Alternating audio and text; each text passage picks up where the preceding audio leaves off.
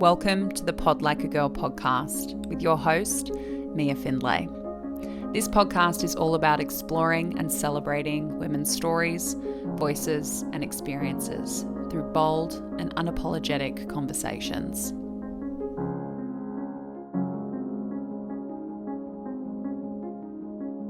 Today's episode is one I want you to approach with a lot of care. It's heavy, it's confronting, it's frustrating, and it's also one of the most important conversations happening in Australia right now about sexual violence, justice, and the systems we're told are built to protect us. Today, I'm going to introduce you to someone whose advocacy is changing the national landscape in crucial ways. I was so honoured to be introduced to Sarah Rosenberg, Executive Director of With You We Can, at a rally we both spoke at this year. And it was there that I started to learn about this national platform she has created, which is dedicated to demystifying police and legal processes for victims of sexual violence while working to overhaul the systems that currently fail them. She has built networks across Australia and internationally, connecting advocates, experts, and services to amplify outcomes for victim survivors. She's consulted on government and sector reforms across multiple jurisdictions. She's one of the sharpest and funniest and strongest voices in this space. And the reason she does this work, the reason she understands the gaps, the failures, why the stakes are so high, is because she faced the system herself, and it let her down over and over again. Before founding With You We Can, Sarah experienced a series of institutional betrayals so severe they should shock each and every one of us. Sarah's perpetrator was her partner at the time. He committed horrific sexual violence against her, and when she had the courage to report it, the very first response she received was this. Police told her they thought the call was a hoax. They lectured her about how false allegations were serious, and then they dismissed her, pushing her off to a different station. At that station, she spent hours repeating her trauma, only to be sent to another police station. And when a detective was finally assigned to her case, Sarah discovered she had never worked on a sexual assault matter in her career. It took 20 hours and 3 months for Sarah to give her statement. And at the very end of that grueling process, a police officer casually informed her that she could have had a support person with her the entire time. And it didn't end there. This fractured, inconsistent process was later used against her at trial, where it was suggested she had shopped her story around. And the failures didn't stop with police. When Sarah's case finally reached prosecution, she only met her Crown prosecutor the day before the trial. They spent 40 minutes together. He wasn't across key details of her statement, and he told her that his own daughter would never be raped because people knew not to mess with him. This is the culture survivors walk into. This is the mindset shaping trials. Sarah was told she wasn't needed on the first day of the trial, only to get a call that morning telling her she was expected in court in 15 minutes. And despite a significant volume of evidence that was later deemed admissible, much of it was never introduced to the jury. She sat through 4 days of cross-examination. She endured a level of hostility and scrutiny that no one should be subjected to. And in the end, despite the fact her perpetrator offered to plead guilty to 2 counts, he walked free. Sarah doesn't share this story to scare people or to dissuade victims from pursuing justice. She shares it because it reflects what so many victim survivors face when they step into a system that is supposed to serve them. A system that is often opaque, under-resourced, inconsistent, and in many ways actively harmful. And she shares it because she knows, intimately, what needs to change. Through With You We Can, Sarah has created a platform that gives people something she never had. Clear information, legal literacy, guidance, and a way to understand the processes they're about to step into.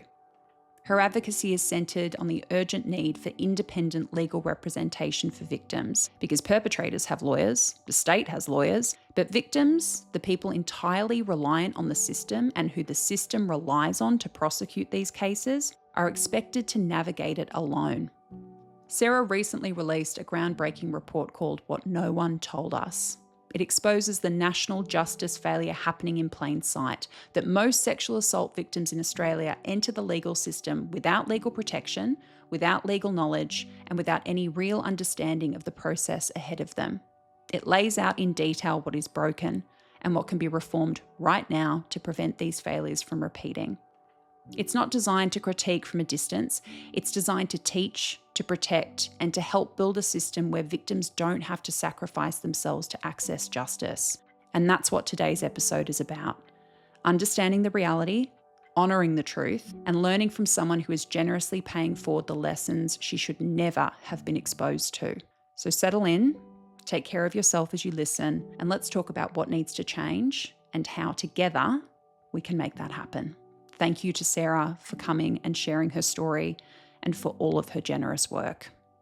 Sarah, thank you so much for being with us today, especially on such short notice. And I know how busy you have been in the headlines, spreading the amazing work you've been doing, particularly lately with this white paper you've just recently released. Before we get into the details of this very important white paper, can you tell us a little bit about With You We Can, your amazing organisation, and the work you've been doing? You make me sound so busy and important, and I love that. Yes, I can certainly tell you about With You We Can. Of all the things I've been, and of all the things I thought I'd be, victim of domestic violence at the age of 23 was not one of them. Yeah. I just thought I was too young. I didn't think domestic violence looked like me. I honestly didn't know the first thing about it beyond the headlines. And after I was attacked, no one told me what to do. No one tells you what to do. You're expected to just figure it out in the thick of your trauma. Around every turn was a rule I didn't know about, a privacy breach I never agreed to, a service that someone swore could help me that didn't have room for me. I just wanted agency to be able to make my own choices rather than being passed around like a prop, or perhaps passed around is too harsh a term, but at times it did feel like that. I just wanted to be able to make an informed decision rather than these blind guesses I was doing, or finding a website about, something happening on the other side of the country for victims there. Yeah. There was just no clear, honest, nuanced, particularly information about how to even begin to engage with the legal system and whether that was even the right choice for me. Yes. So I went about creating it for myself, essentially. I felt with all the privilege that I carry, how dare I not use that to help others as well? So I pulled together experts, advocates, frontline services, police, prosecutors, sex crime detectives, like as many people and stakeholders as I could, to create a one-stop shop, essentially, that would demystify the police and legal processes and its alternatives for victims of sexual violence, noting that we're really talking about adult victims of sexual violence here. It was born from a huge nationwide sector consultation and mapping process whereby the need for the resource was established, because if it was out there, great, I needed to find it because I needed it myself. But it wasn't out there, and it seems like, I mean, it's taken off. It's obviously in need, which makes me sad that it didn't exist previously. But I have people reaching out from different countries now, like talking about replicating it. And do you know Wow. if this exists in Canada? And it's obviously that democratizing of access to information. It sounds so simple, but it just didn't exist. And so here we are. That's what With You We Can is. That's been the journey. I mean, it's so impressive to me. I've worked across now two pretty complicated sectors: mental health, eating disorders, and women's safety. And what amazes me when I look at people like yourself who identify a gap because it was a gap that was missing for you, a lot of people will run into those gaps and be like, well, nobody's created it. And it kind of ends there. And then there are people like yourself who take the extra step, and it's such a paying forward because it may not be something that you necessarily could benefit from through your process, but it becomes so important to you to then leave that legacy behind you, which is such an enormously generous thing to do that you're not obligated to. The institution should already be filling those gaps. Not to say that other advocates, etc., should be filling And those the gaps. They've got people, their hands full. but exactly right. It's like the people least equipped Yes. to be doing this work, shifting the dial, creating the solutions, although it should, of course, be informed by us, but we're the least equipped to be doing it. Like, we're busy trying to survive or navigate this legal labyrinth, or whatever it is, whatever path you've chosen, or whatever results in the aftermath of your assault or experience, we're the least equipped to be doing it. We shouldn't be doing it. Other Yeah. people should be doing it. And that's what really angers me. And I wasn't alone at the beginning. I had a group of victim survivors around me. We were all very passionate about the same thing, which was that it shouldn't be on us. So let's create it so that it won't be on anyone else. Yes. Um, yeah, it's funny how it's almost born of anger, but I think anger can be a really powerful tool for change, so long as you're not Completely letting it agree. ruin your life. Yes. Yeah, I think it's also an emotion which women are really discouraged from leaning into Yeah. because it's an emotion with momentum, and that despondency, that sadness, which however people react emotionally is the right reaction and emotion, whatever helps you navigate and get through things. But I think if you can access some anger and then channel it into something which is productive, and productivity, depending on what that is for you, Mm. yourself, you've channeled it into something enormously productive. But it's such a rewarding way to, yeah, give meaning and purpose to something. But there's also that element as well of like, well, we shouldn't have any of these things to have to make purpose and meaning of. But if this is the current landscape of what we're dealing with, there is so much hope in the way that there are communities built and the Mm. advocacy that comes from it. And it's a little bit of that silver lining, very dark cloud. We have to acknowledge the dark cloud shouldn't be there, but thank God Yeah, there's a silver lining if it has to be there yeah, at the moment. totally agree. So your white paper was very recently released, and I'm sorry, but you have been a busy gal because I've seen the headlines. I've seen you talking about this amazing piece of work you've been doing. I'm sorry to inflict my voice on your ears. I'm No. new to radio. I feel like that's never fun for people to hear my voice in the morning. It's inescapable. I was syndicated across the country, so it really was everywhere. I apologize.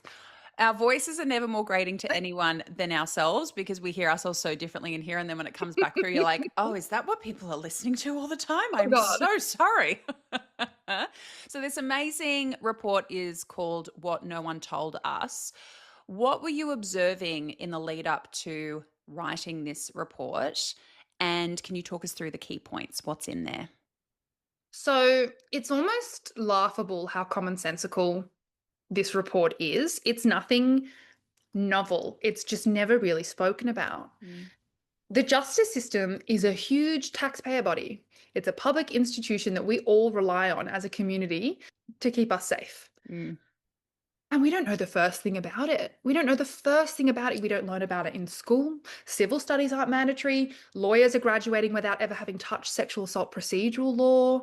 Like the smartest people in my life thought I was the one pressing charges, taking the perpetrator to court. And honestly, there are so many victims who think the same. yeah. And it's like we expect victims to step into the machinery of the state without any kind of map or guide. And then we blame them when they walk away. And it's just pissing me off. It's just pissing me off. Like, we all need to be working together to pick up the slack so that victims who courageously speak up and collaborate with the state or cooperate with the state so that the state can prosecute crime. We need to be picking up the slack so that we're all helping them get informed of their rights to access safety, justice, and healing, and that they're not alone at the time they most need support, when often they're doing something not for themselves. We so often hear that victims report primarily out of a feeling of wanting to stop it happening to someone else. Yeah. And, you know, for me, somewhere along the way, I realized perhaps I was deserving of justice too, but that was certainly the driver for me. And it's like people do not see victims for the public health asset that they are. Like, reporting is a public service. Yeah. Thank a victim. Like, they're not doing that for self gratification. Like, they are going through hell. They're going through hell as people are screaming that they've lied, and they're Yeah. doing it for those people. And those people have no idea. And it's just simply time that we reframe this. Sexual violence is a whole of community problem, and it requires a whole of community response. So we Yes. just can't afford to look away anymore. And this common denominator of people having no idea, having no clue, including, get this, including people working in the actual system, it's just so simple, but it's not benign, and it's really fixable. And it's this term that we're calling legal literacy, which is just a foundational understanding of what the fuck is going on. Yeah. And I think it's so key because, as you say, people, victim survivors are bookended by they know that this is going to be a traumatizing experience to go through this process, and they absolutely are under no obligation to do anything other than what is supportive of themselves. But many of them are motivated because they don't want this to happen to somebody else. Regardless of their choice, they're going to be judged either way. They're going to be shamed either way. You didn't do anything, so you didn't prevent it from happening to somebody else. But if you go ahead, then you're not believed. And there can be smear campaigns depending on the visibility of these stories. It is a no win situation. And the fact that that's So still lost on typical. people is crazy to me. It's so typical of so many things to do with women, and being a victim of crime is but one of many.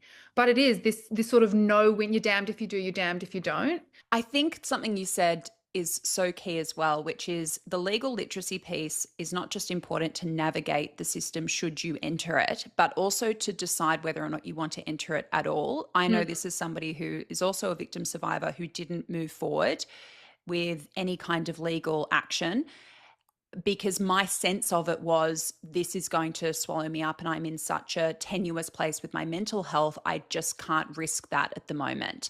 And I knew that just purely from observing it, not with any kind of legal literacy, just seeing what happens or can happen to other people who go through that system. So, yeah, even just that first step of if this is what the whole process looks like, you now have all the information to decide is this something that you can navigate? And if we are all aware of the process, how can we then effectively support this person so that they can go through the process with as little damage done to them as possible? Victims aren't idiots. Like, victim survivors are some of the most incredible people I have the privilege of knowing. Totally. They're not idiots. They know that it's traumatizing and horrible. Like, they're aware. Just give them the tools and information so that they can prepare themselves for it just a little bit and watch what happens. Like Yes. it's just it's not even, I mean, of course it's terrifying, but we know that. We all know that. It's that it's unknowable. And it's unknowable even to the people that are kind of in charge. Yeah. And we're just left with this weird, like, stage play where everyone's like, playing a part, but no one knows their lines. And it's just so inefficient. And it's obviously re-traumatizing, Mm. but it's really inefficient as well. And it's not fit for purpose. Like, it's not doing what the community thinks it's doing. And Yes. that's the thing for me. I think so often people just think, oh, the system's not working. The sector is saying the system's not working because victims are coming out of it without their dignity intact. And that's no small thing, but that's actually just one piece of it. It's actually we're putting victims on trial and not perpetrators. Yep. So the system isn't working for a whole host of reasons. It's really inefficient. It's sucking up state resources while we're just pretending that rape is a crime. And then we're prosecuting the wrong person. And then recidivism, like reoffending is the most common type of offending. And we're wondering why this is contributing to a culture of impunity. And like you've got Yes. jury members sitting there having rape myths reinforced as the victim is annihilated, alone and unrepresented on the stand. And they take those reinforced myths out into the world with, like, it's just doing so much more damage than people think. The fact Yeah. that victims feel belittled and like they are just participants or observers and witnesses to the pursuit of justice for the crime committed against them.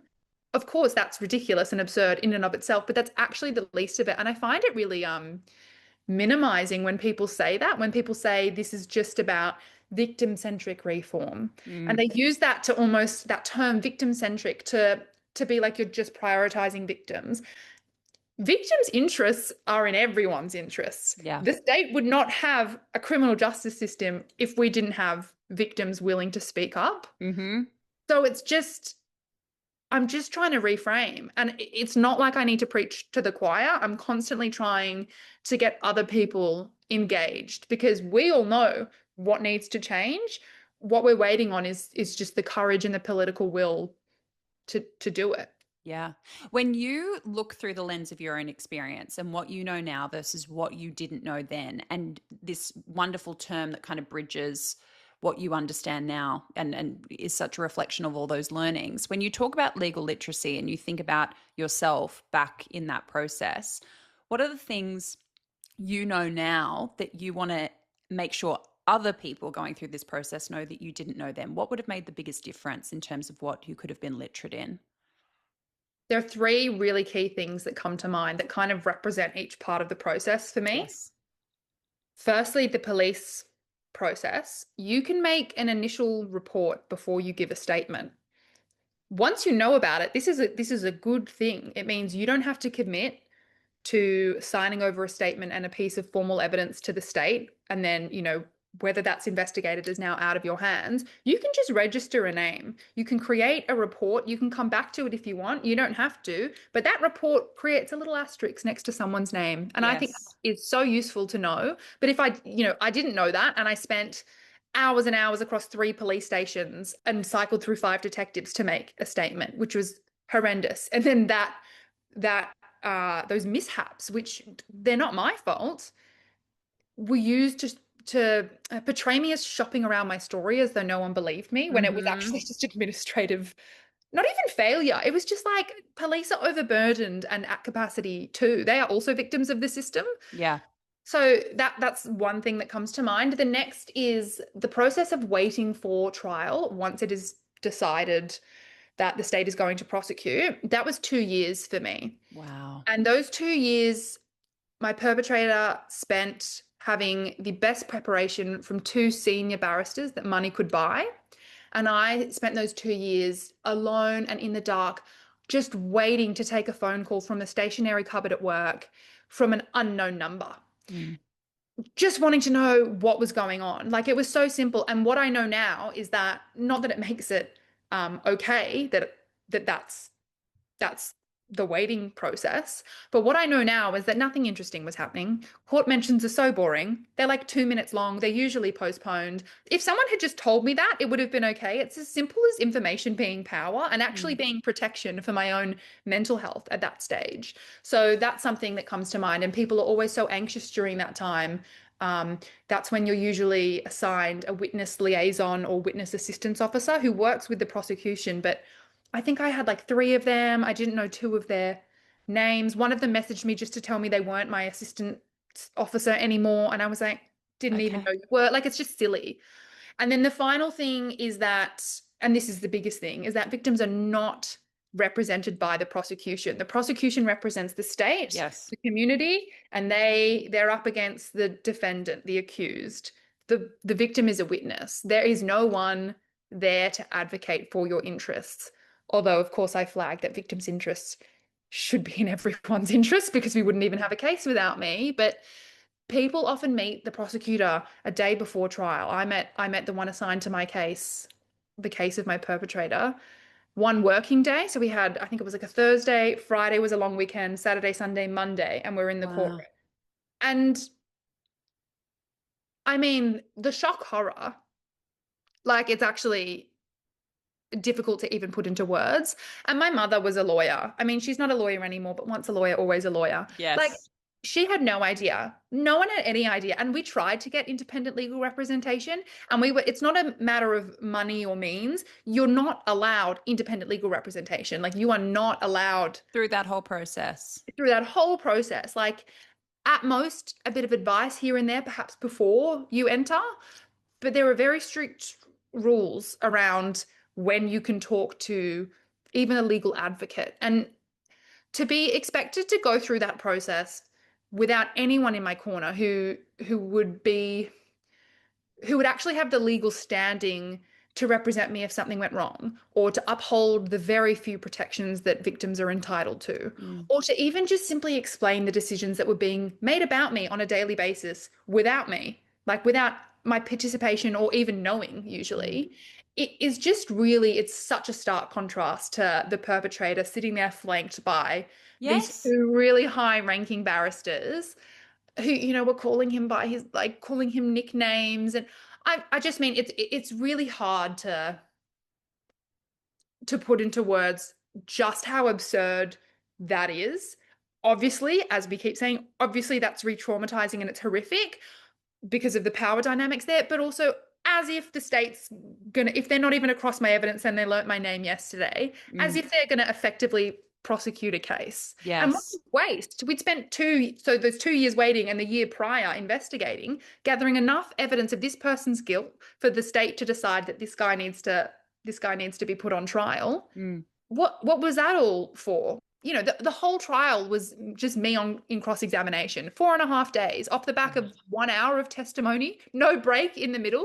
Like, I mean, this is what and yeah, it was horrible for sure, Yeah. but I just kept thinking, and my family kept thinking the whole way through, how stupid and inefficient it was as well. Yeah. And that's what I want people to understand. This isn't just victims saying they're having a rough time. This is about the public integrity of a huge institution. Like, Yeah. it spills over into fundamental principles of democracy and civic engagement and all these huge big things that we need to care about. And the fact that I was having a rough time, I mean, that's an understatement, but the fact that I was having a rough time is really the least of it. And it is such an indictment on how disengaged so many people are that part of the breakdown for people has to be this costs a lot of money. The Right? system failure costs a lot of money. So paramount to people like you and I is these are human beings who are being put through a re-traumatizing experience where they're not receiving the support they need and deserve, and not even close or akin to their perpetrator. The fact that he had 2 years of not only this legal support, but also that's a measure of mental and emotional support that was being provided as well by that advice and by that, a period of time to prepare emotionally and mentally, with a bit of a timeline sitting in front of a perpetrator versus a victim just sort of sitting and waiting for somebody to get engaged. It does, I think, dehumanize some of the process to say this also has an economic cost, but Yep. it's just another piece of the puzzle to show people this is a broken system on a human level, but on every other institutional and financial level as well. And that is something which everyone can get engaged in. And if that's an entry point for people, as cynical as it can feel, I'll Exactly take it. right. Like, I hate it, but it's like, I mean, this is meant to be a crime that we say is second only to murder, and it's like effectively decriminalized. And Yes. anyone who says otherwise is living under a rock. Mm-hmm. And so, if I have to make it about money, if I have to make it about the rule of law, I mean, it should really, the rule of law is, that's quite a relevant one. That's probably bad to like put in the basket of money, but this isn't about a victim sob story. We've long ago, I was saying this to you earlier, we've long ago decided that one more victim sub story doesn't matter. It's too many. This is like, yeah, do you know what I mean? People just disengage and they Yeah. go, because we have this whole cognitive dissonance that people need to go about their daily lives. Because if you were sitting there acknowledging how heinous the world is on a daily basis, we would all just live in despair and no one would get out of bed, let alone change any of it for the better. Yes. So people love to other victims and go, it must have been something that she did. She uniquely called out the abuse, or it was what she was wearing, that's why she was attacked. Because otherwise people have to accept that it could happen to them, Mm-hmm. or they have to accept that they can't blame me and actually they need to contribute to the solution. And that's really difficult. Like, it's really difficult to get off your ass and be good. I mean, capitalism, white supremacy, all these huge, awful patriarchy constructs that we have reward the status quo. And so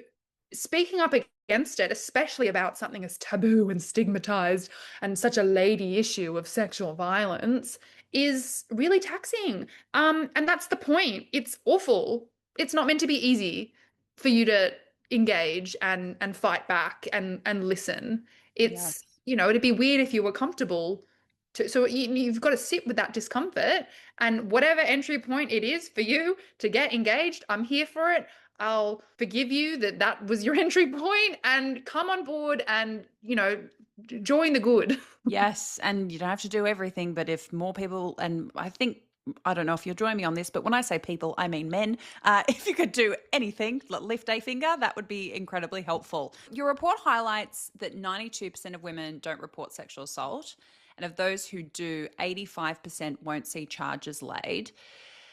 In your view, as someone who's gone through the process, but also speaks to and hears from people who get into the process and then disengage or just don't engage at all, what are some of those key leading reasons why? At what point is this wall getting hit for people who are trying to engage and are trying to go through the legal process? and for those who observe it and go, "No, I'm not getting into that." So there's a few parts to this. Firstly, people hear those stats and they think, oh, the victim's report mustn't have been credible. Mhm. Nah, nah. Let me tell you about a thing. So most people, as we said, don't even know how to report in the first place. The system is just unknowable.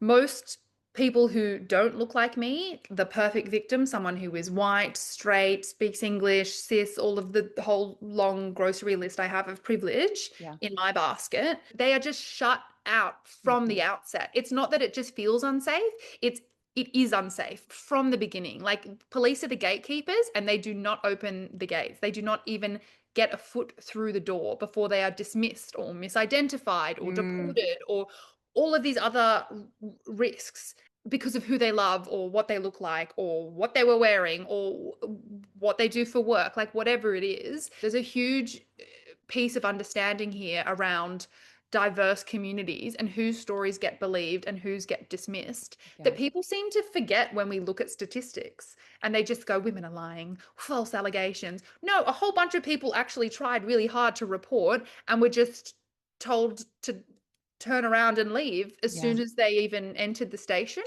And then the other piece that is so important is that, and my friend Karen Isles has been working really tirelessly to bring this to light because it's actually ridiculous when you think about it. It's one of those other things where it's just so commonsensical that you won't believe it. But police do not have a legal obligation to investigate sex crimes. I think if you ask anyone what the one job of police is, it's to investigate crime. There's no like consistent principles that guide investigation, and there's no actual mandatory duty to even do so in the first place.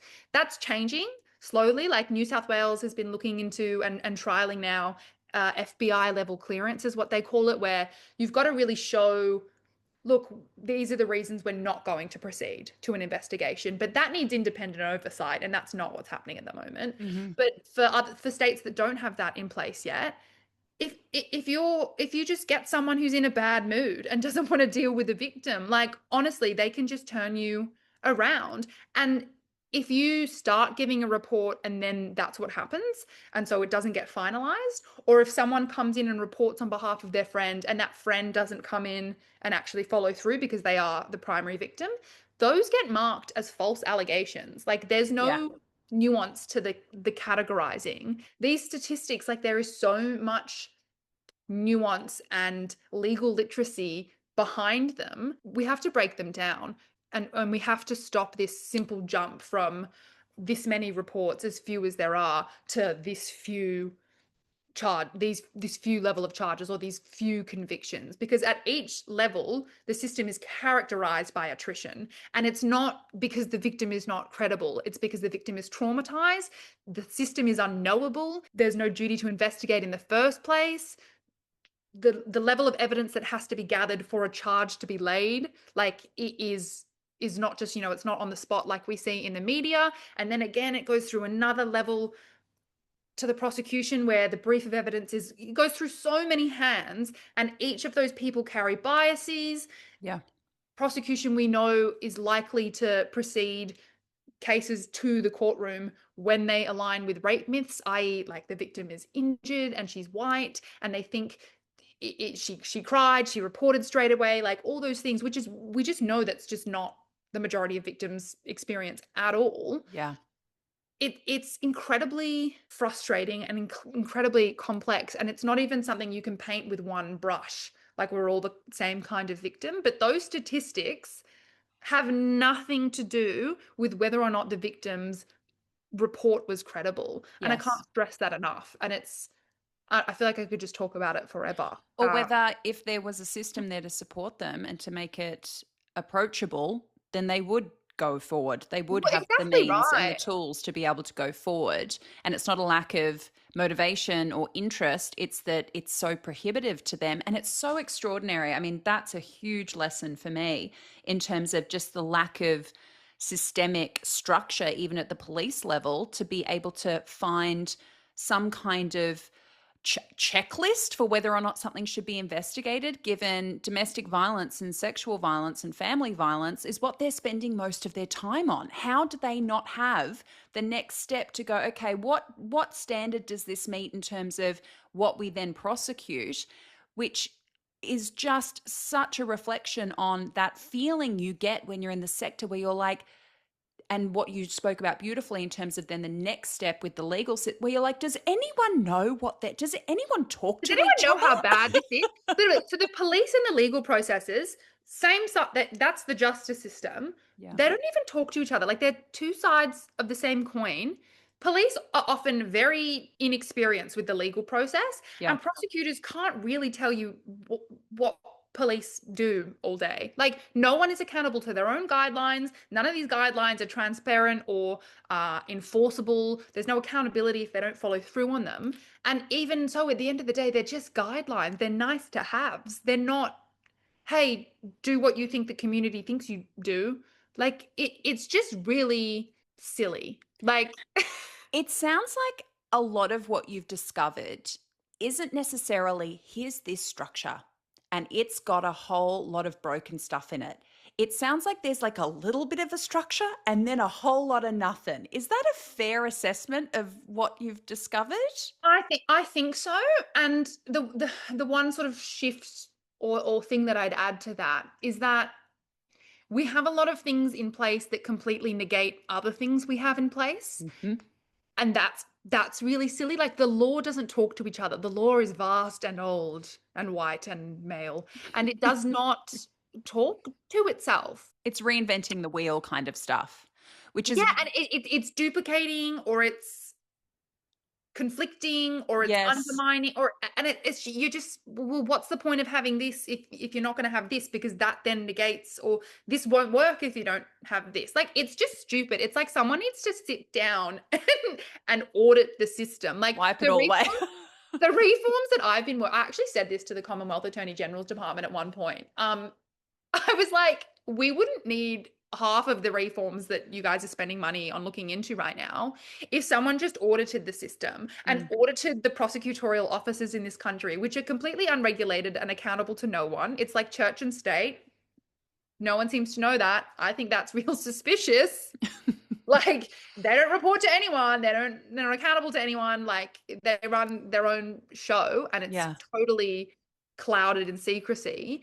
And I'm just like, if you guys audited this and just kind of, I don't know, it's like get some really boring consultants in to figure out what's going on with what you already have. Because like if you're not willing to blow the system up, which I just don't think that's going to happen in my No. lifetime, No. then adding all these things, that's also just, you're just complicating things as well. It's not necessarily like, great, we have all these things. It's like for the client, the witness, the victim going through, I have no idea what's going on. It's muddying the waters when you've got all these moving parts and in different jurisdictions and everything is part of a different act. Like there's not even one simple, like the justice system functions under these rules. Like Yeah. it's just so complex. And I just want people to know. Oh my God, I'm exhausted just talking about it. I want people to know, like, as I keep saying, the fact that I was traumatized is literally the least of it. Like, I Yeah. don't expect you to care that I mean, you should if you were nice, but I don't expect you to care that I was traumatized. I want you to care that this system is so stupid and wasteful and is not doing what you think it's doing. Yes. It reminds me of, well, any time the government does make some kind of funding announcement or they announce a project that's related to any of this and they come up with some new fancy thing they want to do. And it sounds like all of these reforms and all of this stuff that contradicts this and that. And can we just get you to focus on the thing we're actually asking you to focus on and to fund that or to change this? No, they've got to come up with something new. They've got to add another layer of complexity. Let's do an inquiry into the last inquiry. Yes. Like, what? What is wrong? It's with like Inception, Inquiry Edition. And it's this reinventing the wheel thing they have to do to make it look like something is happening. And it always says to me, you're not listening to lived experience. You're not listening to victim survivors because they already have the answers. And you need to put your own spin on this thing that you don't need to put a new fancy spin on. You probably just need to put more money into something that's already established, or you need to fix the thing that we're saying you need to fix that's already there, or to simplify it or clean it up. And as you say, regardless of what we're talking about, that's an enormously expensive process to just overcomplicate everything.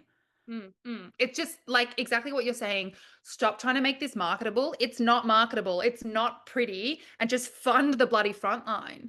And another piece of that is, we have to keep central to all of this is that so often those adjuncts that we think, oh, this will help, or we need to respin this because it'll help one group. And which group do we think? Yeah. It's like when the coercive control laws came in, which are hugely important, but they just need to slow down that process because now we've made it so that it's more likely that First Nations victims, for example, are going to be misidentified. So it's Yeah. like, who are you consulting when you say you're consulting lived experience? And are you taking your time when this is, meant to be super costly? Are you taking your time to really make sure that this is doing what you think it's going to do? Because a lot of the time they're just trying to, it sounds good and I get it. And I think it's the best of intentions a lot of the time, not all the time.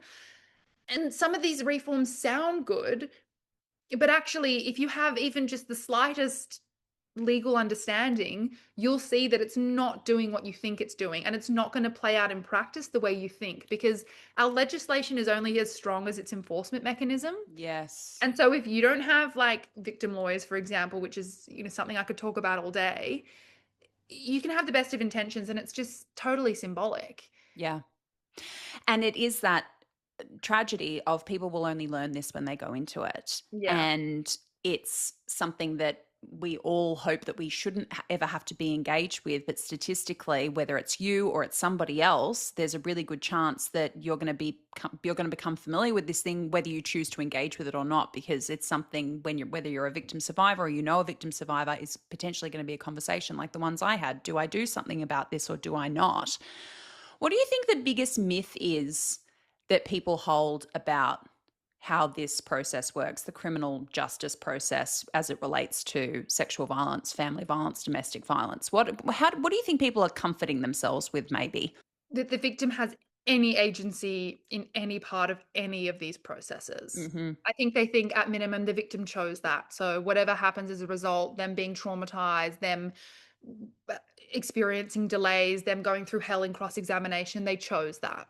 I was dragged to court just the same. I got coerced into declining a plea deal. Like I would have taken the plea deal. Like it was rare as anything, and that's just one person's situation. But the common thread is that none of us have any say and none of us have any idea what we're walking into in the first place. Yeah, and I think as well, like with domestic family sexual violence, you've just made me really think about the S is just tacked on the end of that acronym so often. And Yeah. the criminal justice system is totally different to the family law system. Like if we think the criminal justice system is bad, imagine having kids at stake. Yeah.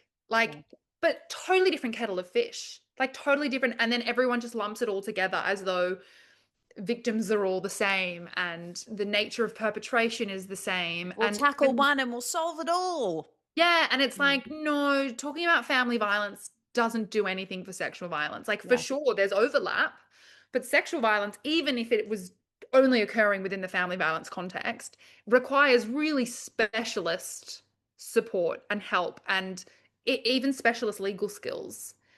And it's like, I just don't actually even think the people that are working on these issues have ever even worked in these issues. Mm. Like, I think we're maybe paying the wrong people to be doing the work, and we should just be supporting lived experience to not just have a seat at the table, but just to like be the table. I don't know. What's like some empowering message there?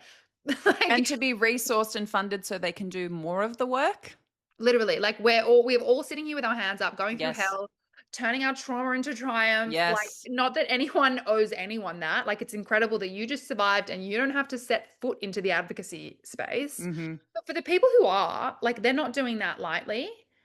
You use them. They have the answers. And like other people just have to get their hands dirty if you're not using the people that are already doing this work. I can't think of another example of something that is just so serious and then such a joke. Like I in the agree with you, response. Sarah. I agree with you. I I, will say, it doesn't matter who I'm talking to about this. I've said this ad nauseum on this podcast and elsewhere. This feels like being gaslit all the time. It Yeah. feels like because all the stuff I do, I'm a stickler for statistics and numbers. And I find when I'm in conversations with people who want to legitimize and excuse themselves for doing absolutely nothing by any metric, I don't mean showing up to every rally or, getting into the advocacy stuff. I'm talking just having an uncomfortable conversation with some mates sometimes. And I hold up numbers to refute a myth they're perpetuating, like that false reports of sexual violence are extraordinarily high. Even the ones we have, like Victoria Police has a stat of 2 to 4%. And as you just said earlier, a lot of that is because those reports get marked as false reports, even though they're just not followed through, right? The person doesn't continue to pursue or doesn't fill those reports to the extent that they would then be marked as something else. But I feel like whenever I talk to other advocates, other people doing this stuff, the takeaway is we all know how serious it is. The numbers tell us how serious it is. Sometimes we can get our politicians to get up there on a microphone and agree to how serious this is. And yet, every single possibility that people can take to tell you it's not as big of a problem, or if it is a problem, it's your problem. And if it is a big problem, then it's not my problem to fix. It's like Darvo, but on a systemic issue-based level, right? Like, it's maddening. It's maddening. But the bystander piece for me, I never get to talk about it enough. It's all I talk about. At all. Like, it's so important to I me. coined a term for it, for God's sake. I was so over it. Like, the pain of a world determined to look the other way aggravates an assault immeasurably. Yes. And that is a very difficult thing to stomach for someone who's not wanting to take sides. Like, if you choose not to take sides, you are choosing the side of the oppressor. Like, I don't know what, like, if it's because we're not starting education on this early enough. Like, I'm not talking about consent education. I'm just talking about all of this in general, like the state of the world and gender inequality, like whatever it is. I don't understand how people can live with themselves when they refuse to look a woman in grief, a woman who's grieving in the eye. Like, it's like this whole thing with Survivor, and I've written about this before. I really like staunchly identify as a victim, and I don't care if you identify as a survivor. Like, the only thing that matters about those labels is that you chose it. Yeah. But for me, I'm like, yeah, it would be nice if I'd survived, huh? You could talk a bit to me about it then. Sounds better, sounds more marketable, doesn't it? Story of resilience and overcoming. Yeah. When actually each day I have to get up and decide that I even want to survive.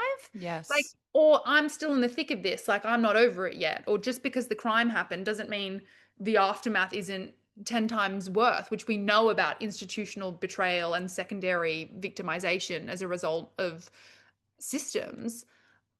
It's just like, it's so simple, and yet people love to claim that they are moral as long as it doesn't require them to change anything about their or life. do anything. It's that whole concept of like, what good are your good thoughts if you don't do anything good with them, right?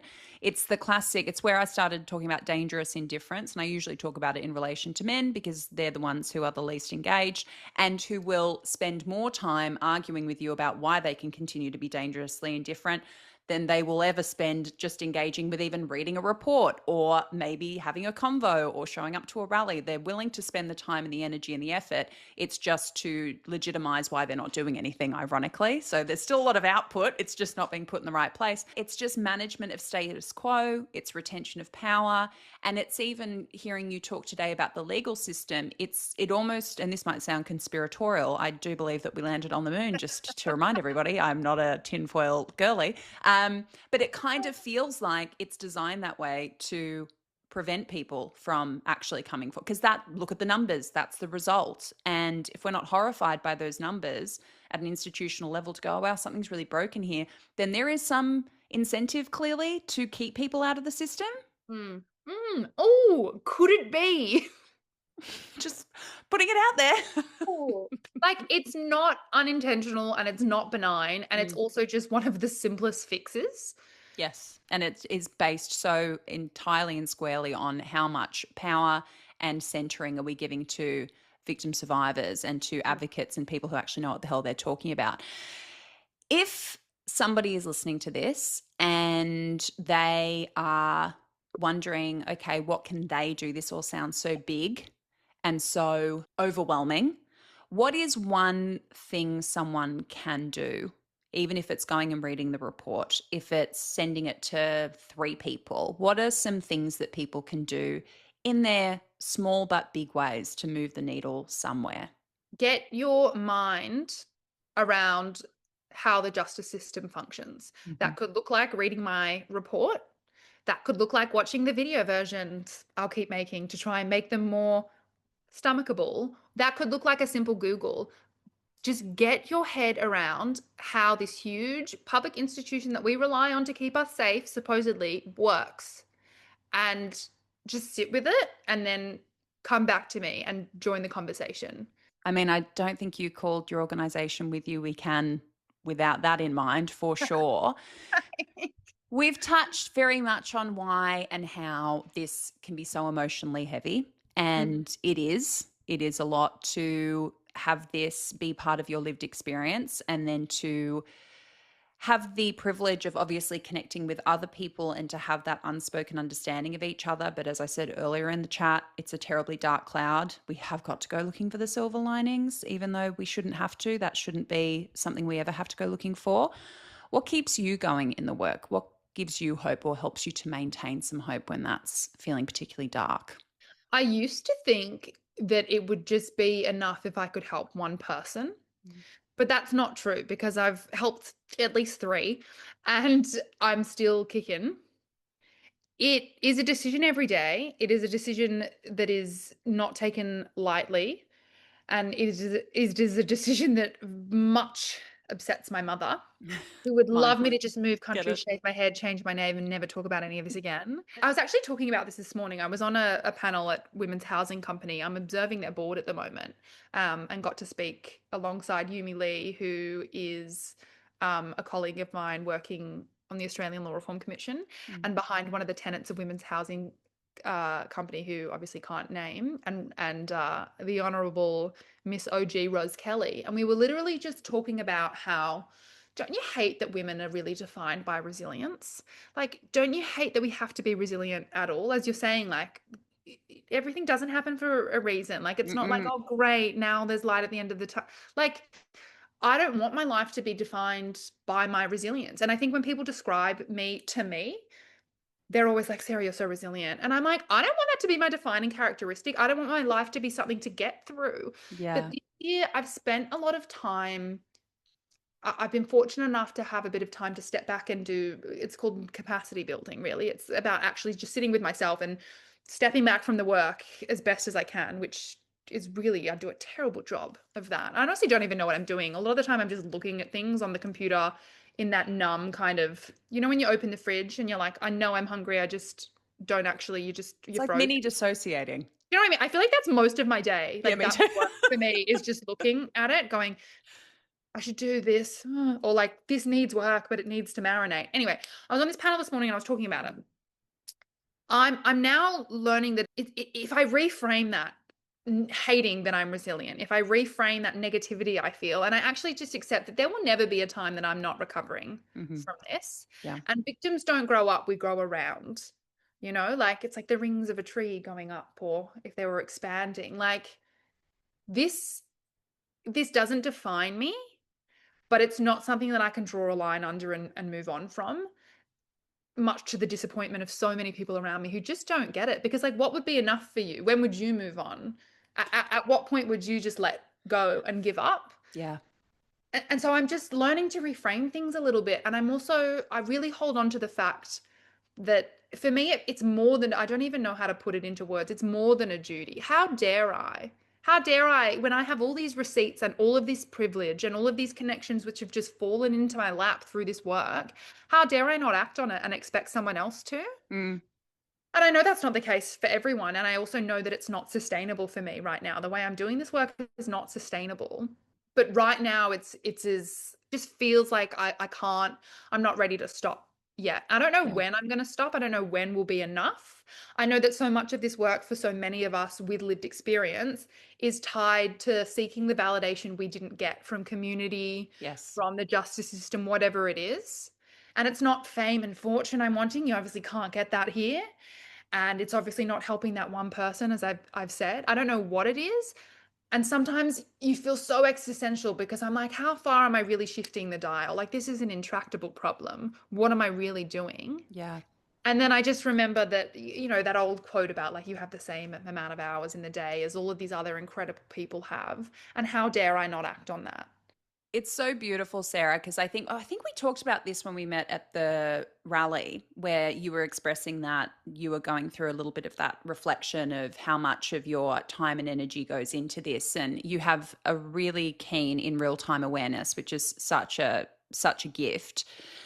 To be able to observe yourself and know yourself as something's happening. But I think what you just Cold described, dissociation. yeah. Help. It's a symptom. It's not a gift. That's what I tell people. They're like, "Oh, me, you're this and that." I'm like, "They're all symptoms. They're not. That's either I'm in a state of trauma. neurodivergence, yeah, or it's trauma, or it's ADHD, or it's that little bit of autism that's sitting in Yeah. there as well. There's something that's probably a symptom." But I think what you just described is that nebulous why, and that we are up against some things and some areas and some issues which very likely we're not going to see as drastic a shift in our lifetime as we deserve to, as the women who came before us deserve to. And it's a little bit of that concept, that beautiful quote, and I'm totally going to butcher this, but the concept that we plant seeds for trees that we're never going to enjoy the shade of. And it's that unknown why. And that just like you don't have to have this great big reason for why you do what you do, or you have to have an understanding of your trauma or what happened to you, which has this big purpose and this big meaning. If you get there, that's great, but that's not the goal. Sometimes it's just that I do it because when I wake up in the morning, that gives me something that I know I can do, and that I know when I put my head on the pillow that I tried to put some good out into the world today, and that will hopefully continue to contribute to a wave of change that is going to create a world where nobody's having conversations like this. Yeah. I'm so grateful to you for so many reasons, for the incredible work you've been doing, the in real time processing you do, whilst also being so generous with your time and your efforts for other Back at people. you through and through. And I would love to have you back on, because there's so much more I'd like to talk to you about, but this report was so important to highlight. And as I would have said at the top of the episode, it's going to be available everywhere that this is posted in the show notes. Any way you can go and support Sarah's work, please do. Thank you for being with us. I appreciate it so much, and I don't doubt we'll see you back again. I am here and available to yap whenever you will have me. We love a yap.